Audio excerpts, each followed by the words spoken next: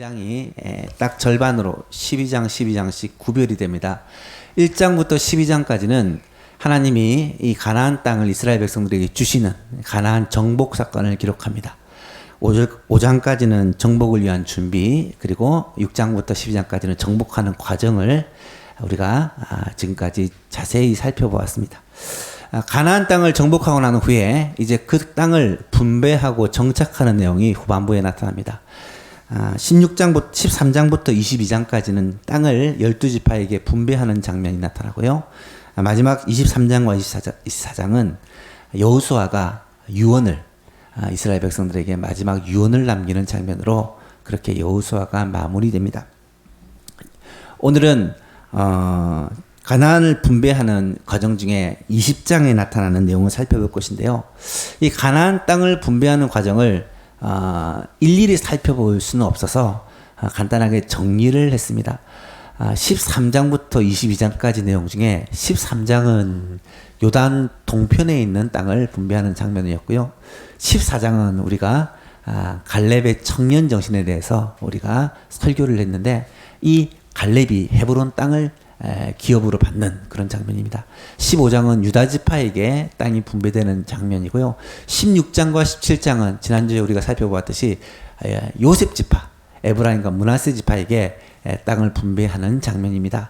그때 요셉 지파에게 개척 정신을 요구하는 그런 여호수아의 아주 뼈있는 메시지를 들을 수가 있었습니다.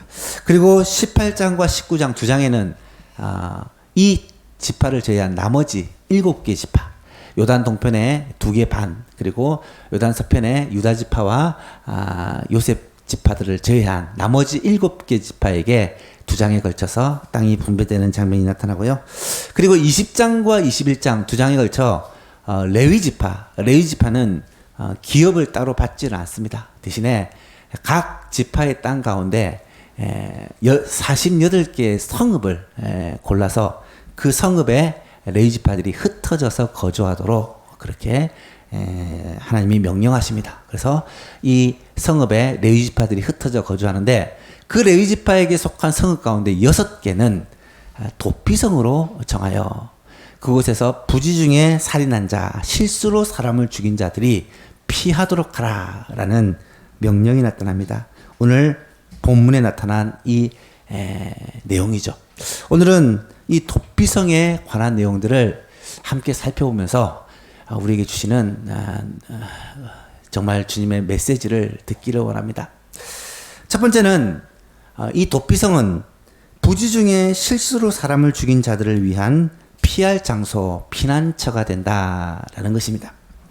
1절에서 3절을 보시면 여호와께서 여호수아에게 말씀하여 이르시기를 이스라엘 자손에게 말하여 이르기를 내가 모세를 통하여 너희에게 말했던 그 도피성들을 너희를 위해 정하여 부지 중에 실수로 사람을 죽인 자를 그리로 도망하게 하라.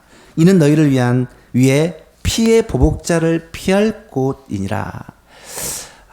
부지 중에 실수로 사람을 죽였을 때 그 죽은 사람의 가족들이 이 죽은 것에 대한 보복을 하기 위해, 원수를 갚기 위해 이 살인자를 죽이려 할 때 고의로 죽이지 않고 실수로 죽였을 경우는 이 도피성으로 피하여 가면 안전하다라는 그런 말입니다. 여러분, 말세가 될수록 세상은 점점 악해져 간다라는 사실을 실감을 하실 거예요. 성경은 이런 세상에 대해서 예수님을 비롯한 서신서들과 특히 요한계시록에는 말세 때가 되면 일어날 일들에 대한 참 많은 말씀들을 하고 계십니다. 요즘 뉴스를 보면 사회란을 보기가 무서워요. 사건, 사고 이래가지고 모아놓은 내용들을 제가 어제 설교를 준비하다가 잠시 봤는데 참 끔찍한 일들이 어마어마하게 일어나더군요. 놀라운 특징 중에 하나는 살인이나 폭행 같은 아주 악한 범죄들이 별것 아닌 일들로 점점 일어나는 그런 추세다라는 것을 느끼게 됩니다. 아무것도 아닌 일인데 분노의 감정들을 주체하지 못하고 그것을 폭발시켜서 사람을 죽인다거나 해서는 안 될 행동들을 하는 그런 일들이 많이 일어나고 있다는 거예요. 충동살인, 충동 폭행 이런 일들이죠. 어른도 그렇고 아이도 그렇고 점점 이런 일들이 많아져가는 그런 세상이라는 것은 분명한 것 같아요. 우리 동네에서 작년 10월입니까? PC방 살인사건을 아마 여러분 다 아실 거예요. 아무것도 아닌 일을 가지고 그냥 분노를 참지 못하고 아르바이트생을 아무 죄 없는 사람을 죽였던 그런 사건이 이 근처에서 일어났지 않습니까? 어제 제가 뉴스를 보니까 용돈을 주지 않는다고 아버지를 폭행한 그런 20대 아들, 또 심지어 아버지를 폭행하여 죽였던 그런 아들에 관한 기사들이 나타나는 것을 보았습니다. 내가 원하는 곳에 버스를 내려주지 않는다고 버스 기사를 폭행한 그런 할아버지 얘기도 뉴스에 나오더라고요. 여러분, 그 순간에 정말 아무것도 아닌 일을 참지 못하고 그런 악한 범죄를 하는 경우가 점점 늘어나는데요. 인간의 본성이 악한 것은 예나 지금이나 똑같아요.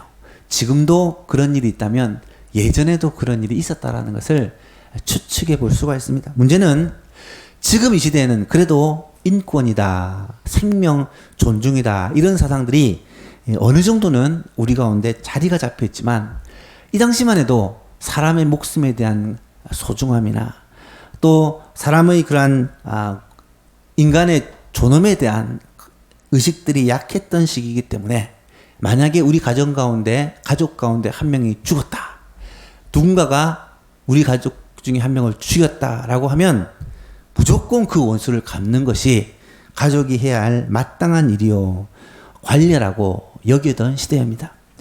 그 사람이 실수로 죽였든 고의로 죽였든 상관치 않고 네가 죽였으니까 우리도 죽이겠다. 생명은 생명으로 갚겠다라는 것이 이 시대의 문화였다는 거예요. 우리나라에도 그런 게 있잖아요. 많이 들어보셨죠? 아버지의 원수를 갚기 위해 20년 동안 복수의 칼을 갈았다. 이러면서 뭐 스토리들이 진행되는 이야기들이 많았지 않습니까? 원수, 복수 이런 것들이 아주 당연시 여겨지는 그런 시대였던 것 같아요. 성경은요, 율법을 통해서 사람의 목숨이 귀하고 생명이 귀하고 그 다음에 다른 사람의 재산이 귀하다 이런 것들을 가르쳐 주세요. 그 전까지만 해도 이런 율법, 사람의 생명과 재산과 인권에 대한 존중을 명하는 그러한 율법이 거의 없던 시대. 구약의 율법은 굉장히 놀라운, 어쩌면은 충격적인 그러한 법이다라고 말할 수가 있어요. 그 율법 가운데 대표적인 것 중에 하나가 바로 오늘 우리가 살펴볼 도피성 제도입니다. 도피성 제도는 민수기 35장에 하나님이 모세에게 명하신 제도인데요. 그래서 오늘 본문에 내가 내게 모세에게 명했던 그 도피성을 지정하라고 명령을 합니다. 하나님은 모세에게 어떤 명령을 하시냐면 이스라엘 땅에 장차 들어가게 될 것인데 이제 이스라엘에 들어가기 전 모압 평지에서 이스라엘 땅으로 들어가면 가나안 땅으로 들어가게 되면 그곳에 도피성을 그렇게 세울 것을 명령을 하십니다. 이스라엘 각 지파들에게 땅을 나누어 주되 다 기업을 나누어 주고 특별히 레위인에게는 기업 대신에 땅 대신에 48성읍을 주어서 그곳에서 거주하게 하라라고 명하면서 그 48성읍 가운데 6개는 도피성으로 지정을 해서 도피성을 지정할 그 6성읍이 어떤 성읍인지를 지시를 해주면서 그곳을 도피성으로 지정을 해서 그곳에서 부지 중에 실수로 사람을 죽인 자들을 보호하라라는 명령을 하세요. 민수기 35장 11절 이하를 보니까 너희를 위하여 성읍을 도피성으로 정하여 부지 중에 살인한 자가 그리로 피하게 하라. 이는 너희가 복수할 자에게서 도피하는 성을 삼아 살인자가 회중 앞에 서서 판결을 받기까지 죽지 않게 하려 함이니라.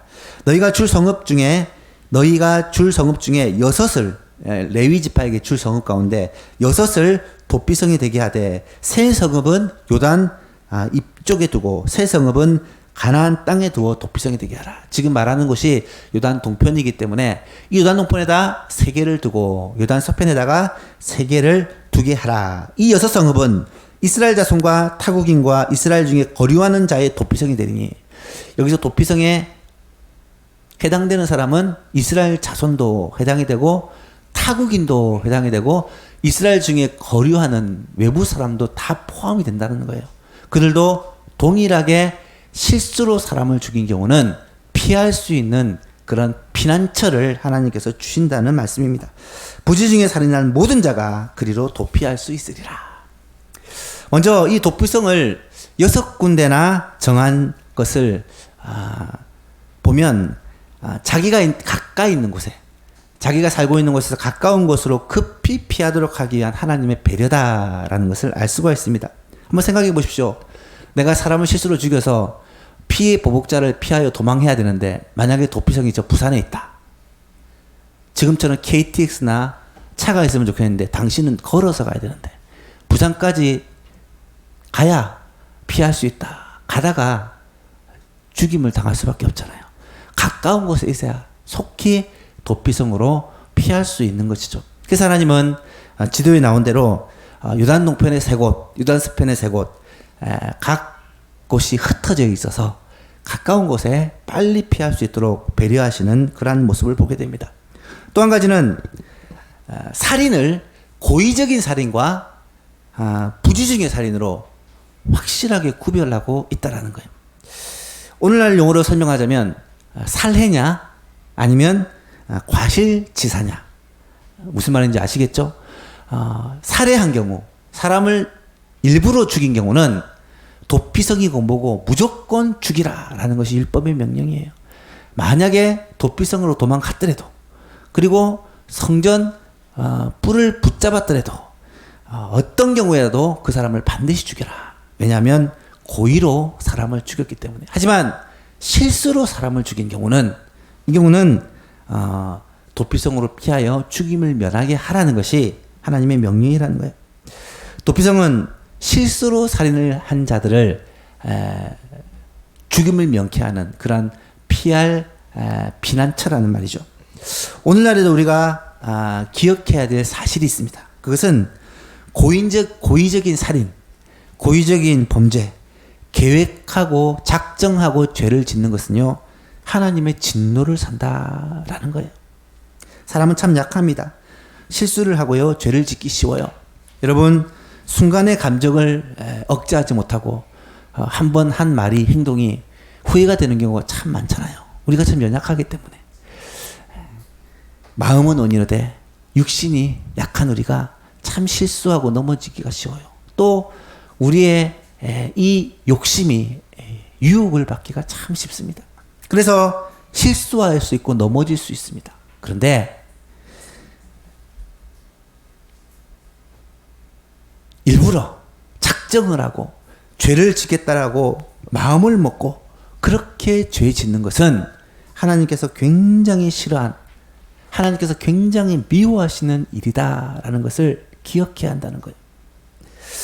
참 연약하여 실수할 수 있고 넘어질 수도 있지만 우리가 진짜 피해야 될 죄는 습관적인 죄, 고의적인 죄, 계획적인 죄, 반복되는 죄는 하나님께서 금하고 있다라는 것을 우리가 꼭 깨달아야 한다는 거예요.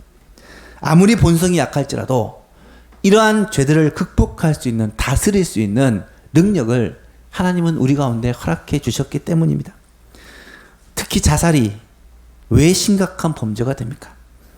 자살은 고의적인 범죄이기 때문입니다. 자살은 우발적이라기보다는 작정하고 하는 것이기 때문이에요. 보통 자살하는 사람들이 적어도 30번 이상은 자살을 생각하고 고민하고 또 시도한다고 합니다. 자살의 가장 치명적인 것은요, 스스로 자신의 생명을 끊는 죽음을 선택한다는 것이에요. 이 이면에는 내 생명이 내 것이라는 그런 어리석은 생각이 자리 잡고 있습니다. 성경에서는 우리의 생명을 나의 것이라고 말하지 않고 하나님의 것이라고 말하는데, 하나님이 주신 생명을 내 마음대로 그렇게 끊는 것, 그것은 용서받기 힘든 죄라는 것을 우리가 깨달아야 합니다. 여러분, 그 외에도 고의적으로 작정하고 계획적으로 반복해서 습관적으로 짓는 죄가 있다면 여러분 그 죄에 대해서 하나님 앞에 심각하게 회개하고 그 죄에서 돌이키는 은혜가 있기를 간절히 바랍니다. 두 번째로 이 도피성은 범죄한 인간이 피할 수 있는 유일한 분 예수 그리스도를 상징하는 거예요. 여러분 분명히 실수로 사람을 죽였지만 실수로 사람을 죽이는 자도 죄인이에요. 그 죄인이 가만히 있으면 보복자에 의해서 죽임을 당합니다. 피해야 돼요. 그런데 가장 안전한 곳이 어디냐? 도피성이라는 것입니다. 도피성의 놀라운 점은요. 이 시대가 BC 1400년경이에요. 우리나라는 고조선 초기입니다. 그 옛날 그 시절에 하나님은 실수로 사람을 죽인 자들을 위한 이 도피성 제도를 만들어서 부지중에 살인한 사람이 피할 곳을 만들어 주셨다는 거예요.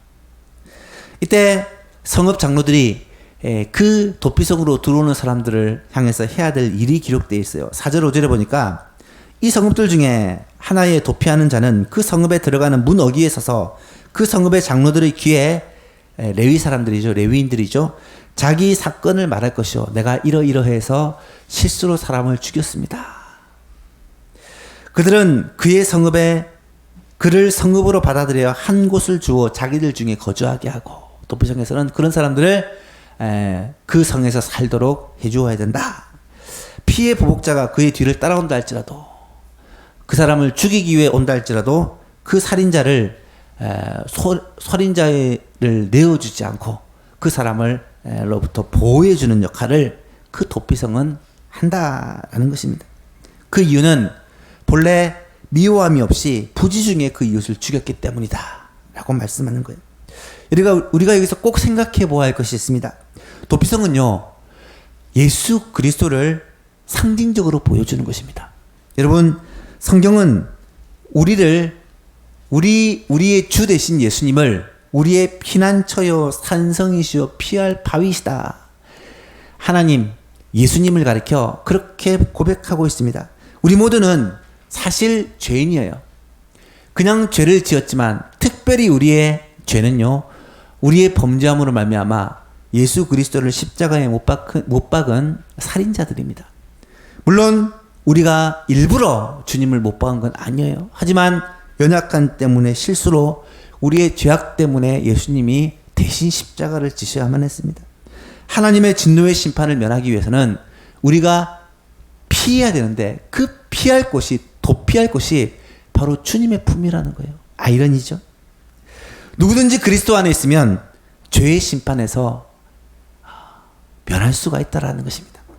민수기 35장 26절 이하에 보면 그러나 살인자가 어느 때든지 그 피하였던 도피성 지경 밖으로 나가면 이 도피성을 벗어나면 피해를 보복하는 자가 도피성 지경 밖에서 그 살인자를 만나 죽일지라도 피 흘린 죄가 없나니 이 사람이 도피성을 벗어나면 죽여도 된다라는 거예요. 이는 살인자가 대제사장이 죽기까지 그 도피성에 머물러야 할 것임이라. 대제사장이 죽기까지는 이 살인자가 이 도피성 안에 있어야지만 생명을 보존한다라는 말이고요. 대제사장이 죽은 후에는 그 살인자가 자기 소유의 땅으로 돌아갈 수 있느니라. 대제사장이 죽게 되면 이 살인자는 도피성에서 나가도 괜찮다, 자유하게 된다라는 말입니다. 여러분 도피성은 분명 어느 정도 구속이 있는 제한이 있는 그런 장소입니다. 나가면 죽임을 당하는 이곳에 꼭 머물러야 되는 그러한 구속이 있는 곳이죠. 하지만 도피성은 범죄한 살인자에게는 세상에서 가장 안전한 곳이에요. 이곳을 떠나는 순간 죽임을 당할 수밖에 없는 가장 안전한 피난처가 도피성이라는 거예요. 여러분 이 세상에서 가장 안전한 곳이 어디입니까? 바로 예수 그리스도 안입니다. 그리스도 안에 있는 자들은 생명을 보존을 받습니다. 예수를 믿는 사람들은 이 죄값을 받지 않는다는 거예요. 분명 예수를 믿는 사람들은 자신의 행동에 제약을 받습니다. 왜냐하면 우리는 과거에 우리의 정욕대로 살다가 욕심대로 살다가 하나님께 이미 정죄함을 받은 자들이기 때문에 예수 그리스도 안에 도피성 안에 거함으로 안전하게 보존을 받지만 그 안에서는 더 이상 범죄하지 않고 우리의 삶의 한계를 그어야 된다는 그러한 제약이 있다라는 거예요. 무슨 말입니까? 이 세상에서 내 욕심을 따라 내가 하고 싶은 것을 다 하며 살아서는 안 된다는 거예요. 예수 안에 있는 사람은 이미 나의 정과 욕심을 십자가에 못 박아 예수 그리스도께서 우리 안에 거하여 계시기 때문에 그리스도라는 울타리 안에서 그리스도의 그 범위 안에서 내 삶과 내 생각과 나의 모든 것이 성령의 인도함 속에서 살아야 한다라는, 어떻게 보면 그런 제약과 그런 울타리가 있다라는 것은 사실입니다. 그리스도의 삶을 갈라디아서 2장 10절에 이렇게 표현하잖아요. 내가 그리스도와 함께 십자가에 못 박혔나니 내가 그리스도와 함께 죽었다라고 표현하면서, 그런즉 이제는 내가 사는 것이 아니요 오직 내 안에 그리스도께서 사는 것입니다. 내가 육체 가운데 사는 것은 나를 사랑하사 나를 위하여 자기 자신을 버리신 하나님의 아들 예수 그리스도를 믿는 믿음 안에서 사는 것이다 라고 말씀을 합니다. 만일 우리가 예수님을 믿는다, 그리스도를 나의 구주로 삼고 산다 라고 말하면서도 내가 하고 싶은 거 다 하고 내 욕심대로 내 정욕대로 다 하고 산다면 이 도피성, 우리를 보호하는 주님의 이 도피성이 무의미해질 수 있다라는 무서운 경고의 말씀이에요. 따라서 우리는 죄 짓는 것에 대해서 굉장히 두려워할 줄 알아야 합니다. 사랑하는 성도 여러분, 죄 짓는 것을 두려워하실 수 있어야 돼요. 죄 짓는 것을 쉽게 생각해서는 안 된다는 것입니다. 특별히 은밀한 죄, 아무도 모르는 죄, 그런 죄 짓는 것을 더 두려워할 수 있어야 돼요. 예수 안 믿는 사람은 사실 상관이 없어요. 예수 안 믿는 사람은 사람만 속이면 됩니다. 예수 안 믿는 사람은 들키지 않으면 죄가 아니에요. 하지만 예수 믿는 사람은 달라요. 다른 사람의 눈은 다 속일 수 있어도 우리의 중심을 꿰뚫어 보시는 하나님 앞에 우리가 범죄하는, 그것도 고의로, 그것도 습관적으로 반복해서 일부러 죄를 짓고 있다면 하나님은 그 사람을 안타까워 하신다는 거예요. 하나님의 징계가 따라올 수밖에 없다는 거예요. 어떤 사람은 그러면 예수 안 믿는 사람이 더 편한 것이 아니냐라고 생각할지 모르겠어요. 여러분, 사람이 자기 자식을 징계하는 이유는 사랑하기 때문이에요. 남의 자식은 무슨 짓을 해도 그냥 놓아둡니다만은 자기 자식이 잘못할 때는 매를 때려서라도 바로잡게 되는 것이 부모의 마음인 것처럼 하나님도 자기 자녀는요, 하나님 앞에서 바로 세우기 위해 그렇게 징계하신다라는 사실이에요. 죄 짓는 것을 두려워할 수 있는 저와 여러분 될 수 있기를 바랍니다. 하나님 앞에서 바르게 살려고 애를 쓰는 저와 여러분 되었으면 좋겠어요. 마지막으로 도피성은 그리스도의 대속의 죽으심이 우리를 죄에서 자유하게 하셨음을 보여주는 거예요. 굉장히 중요한 부분입니다. 오늘 본문이 특별히 우리에게 주시는 메시지가 이것입니다. 살인자가 도피성을 빠져나올 때가 있어요. 그게 언제냐? 그 사람의 이 무고함이 사람들 앞에 재판을 통해 결정이 되었다거나 아니면 대제사장이 죽고 나서예요. 무슨 말입니까? 내가 실수로 사람을 죽여도 사람을 죽인 것이기 때문에 도피성 안에 피하여서만 살 수 있지만 언제 자유하게 되느냐? 대제사장이 죽고 나면 이 사람은 자유하게 된다는 거예요.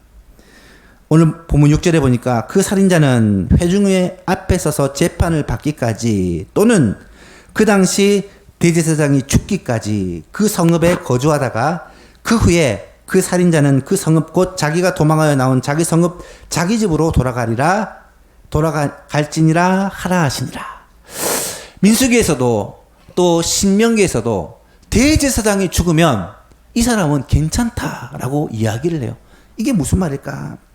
당시 대제사장이 죽고 나면 그때 대제사장이 이 당시 대제사장으로 있는 사람이 죽고 나면 이 살인자는, 실수로 사람을 죽였던 이 살인자는 자신의 모든 혐의에서 해방되고 자유롭게 된다는 말이에요. 여러분, 이것은 굉장히 중요한 것인데요. 이것은 성경적인 원리로 말하면 대제사장의 목숨은 그 살인자의 목숨과 연결이 되어 있다는 거예요.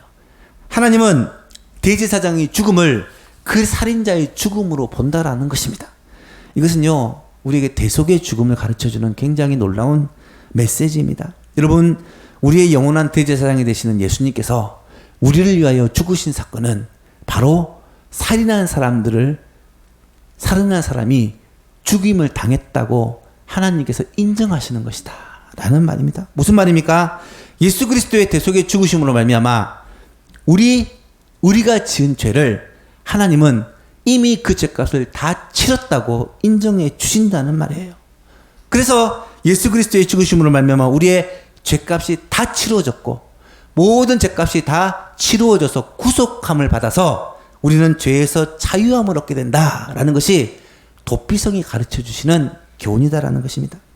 예수 그리스도의 보혈이 왜 중요합니까? 오늘도 찬양을 통해서 주의 보혈을 찬양합니다. 왜 보혈을 찬양합니까? 예수 그리스도의 보혈의 공로가 우리를 죄에서 해방시켰기 때문에, 우리를 죄에서 자유케 하셨기 때문에 찬양하는 거예요. 여러분, 예수님 보혈로 말미암아 깨끗함을 받은 자는요, 자유인이 된 거예요. 속죄와 칭의를 조금 구별하셨으면 좋겠어요.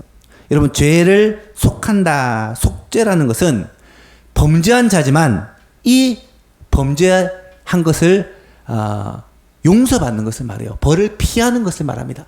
도피성 안에 있는 것은 죄인이지만 도피성 안에 있음으로 말미암아 형벌을 피하는 거예요. 그런데 대제사장이 죽음으로 말미암아 이 사람들이 도피성에서 나올 수 있게 된다라는 말은 이 형벌을 피하는 게 아니라 그 사람의 모든 죄의 허물이 사라져 버렸다. 완전한 자인이 되었다. 의로운 사람이 되었다라는 선포라는 거예요. 여러분, 예수님께서 우리를 위한 속죄의 사건은요, 어떤 사건이냐면 우리가 죄인인데 예수님이 우리를 위해 대신 죽어주심으로 우리 죄가 용서받았다라는 정도가 아니라는 말입니다. 무슨 말입니까? 우리가 받을 모든 형벌을 예수님이 대신 십자가에서 지시고 죽으신 이 십자가 구속의 사건으로 말미암아 우리 죄의 모든 것이 다 사해졌다. 완전히 자유하게 되었다. 우리를 의로운 자, 완전한 자로 하나님이 보신다라는 말이에요. 말씀드리지만 하나님이 우리를 보실 때 우리는 분명히 스스로 볼 때 죄인입니다. 하지만 하나님이 우리를 보실 때는 예수 그리스도를 통하여 보시기 때문에 완전한 의인으로 보시는 거예요. 여러분, 의로운 자가 아니면 하나님 앞에 나와 예배할 수 없습니다. 의로운 자가 아니면 하나님을 찬양할 수 없어요. 하나님 앞에 나가 기도할 수 없습니다. 왜 우리가 하나님 앞에 나가 예배하고 찬양하고 기도합니까? 하나님이 우리를 의로운 자로 보시기 때문에, 의롭다 하셨기 때문에. 어떻게 의롭다 하셨나요? 예수 그리스도 그 보혈의 공로를 통과하고 나면 하나님은 우리를 의롭게 보시는 거예요. 우리는 완전한 자유자가 되는 것입니다. 우리는 하나님 앞에서 죄 없는 자유한 사람이 되는 거예요. 그래서 로마서 8장 1절 이전 이렇게 말하잖아요. 그러므로 이제 그리스도 예수 안에 있는 자에게는 결코 정죄함이 없나니 이는 그리스도 예수 안에 있는 생명의 성령의 법이 죄와 사망의 법에서 너를 해방하였음이라. 해방시켰다. 자유하게 되었다라는 선포입니다. 그렇다면 마지막으로 이 도피성을 통해 우리가 꼭 알아야 되는 것 중에 하나는 생명 존중과 인권에 대한 하나님의 관심을 좀 깨달았으면 좋겠습니다. 여러분, 물론 이 도피성은 예수 그리스도의 구속의 죽으심을 하며 우리가 얼마나 놀라운 복을 누리게 되었는지를 보여주지만 동시에 사람의 목숨이 얼마나 중요하고 또 사람의 가치가 얼마나 소중한지를 우리에게 보여주는 것입니다. 여러분, 생명을 귀하게 여기고 인권을 소중하게 생각하는 것은 하나님의 관점이에요. 물론 요즘 세상 사람들이 말하는 생명 존중, 인권 존중은 좀 그 의미가 다른 것 같아요. 성경적인 관점, 성경적인 그 눈을 우리는 가질 수 있어야 합니다. 어떤 면에서 세상과 다르냐? 사람을 바라볼 때 하나님의 형상, 하나님의 작품, 하나님의 창조물이라는 관점으로 보셔야 된다. 이것이 성경적 관점의 인권입니다. 어떤 사람도 소중하지 않은 사람이 없습니다. 왜요? 하나님이 그를 만드셨기 때문에. 하나님께서 그를 만드실 때 하나님의 형상을 닮은 존재로 특별하게 만드셨기 때문에 하나님의 걸작품이라고 그렇게 말씀을 드렸습니다. 그래서 우리는 어떤 사람도 함부로 대할 수는 없어요. 사람의 생긴 것을 보고 그 사람을 평가할 수 없습니다. 그 사람의 어떤 말이나 행동을 보고 그 사람에 대해서 마음껏 저주할 수 없어요. 그 사람의 연약한 부분에 대해서는 우리가 알아야 되겠지만, 그럼에도 불구하고 그 사람이 하나님의 형상을 닮은 하나님의 사람이라는 것은 우리가 깨달아야 된다는 거예요. 한 영혼이 실족해 되는 것에 대해서 예수님은 굉장히 자주 말씀을 하세요. 여러분, 영혼이 실족해 되는 것을 예수님이 비유를 들어 이렇게 말씀하시잖아요. 한 영혼을 실족해 하는 자는 차라리 그 목에 연자맷돌을 달아서 물에 빠뜨리는 게 더 낫다.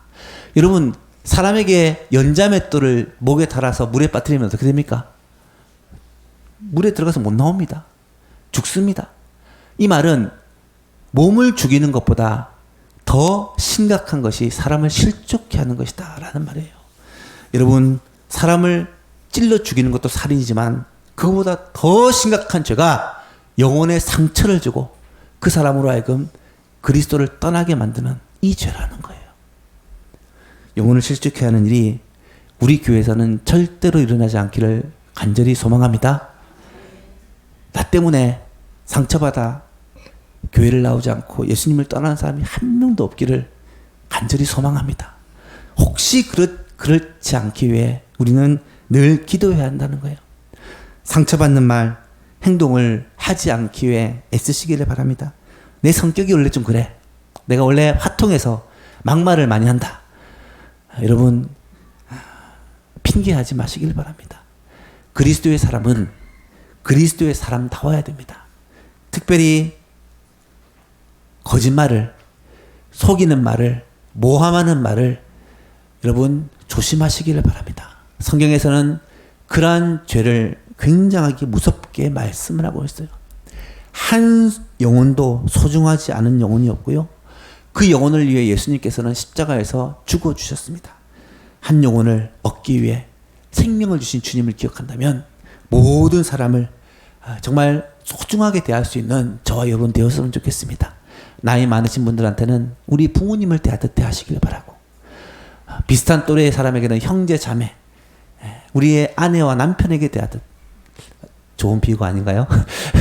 형제 자매를 대하듯이 그렇게 대하시기를 바라고, 나이 어린 사람한테는 내 자식 대하듯이 그렇게 대하시는 저와 여러분 될 수 있기를 바랍니다.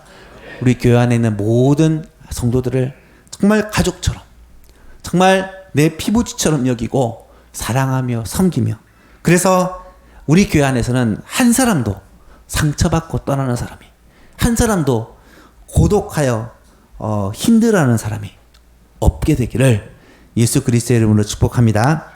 말씀을 맺습니다. 도피성은 부지 중에 살인한 자를 위한 보호의 장소의 피난처입니다. 범죄한 인생을 위해 하나님께서 우리의 피난처가 되시고 예수님께서 우리의 피난처가 되십니다. 죽게로 피하는 자는 안전합니다. 더 놀라운 사실은 대제사장의 죽음으로 말미암아 이 도피성 안에 있던 자들이 완전히 자유를 누리게 되는 것처럼 예수 그리스도의 십자가 죽으심으로 말미암아 우리는 완전한 자유, 완전한 의를 얻게 되었다는 거예요. 이것은 오늘 우리가 누리는 최고의 복이다라는 것이죠. 이 속죄의 은혜, 이 구원의 은혜에 감격하며 감사하며 평생을 하나님을 찬송하며 주님께 감사하며 주께 영광 돌리며 살아가는 우리 예수만교회 모든 성도님들 될 수 있기를 주님의 이름으로 축복합니다.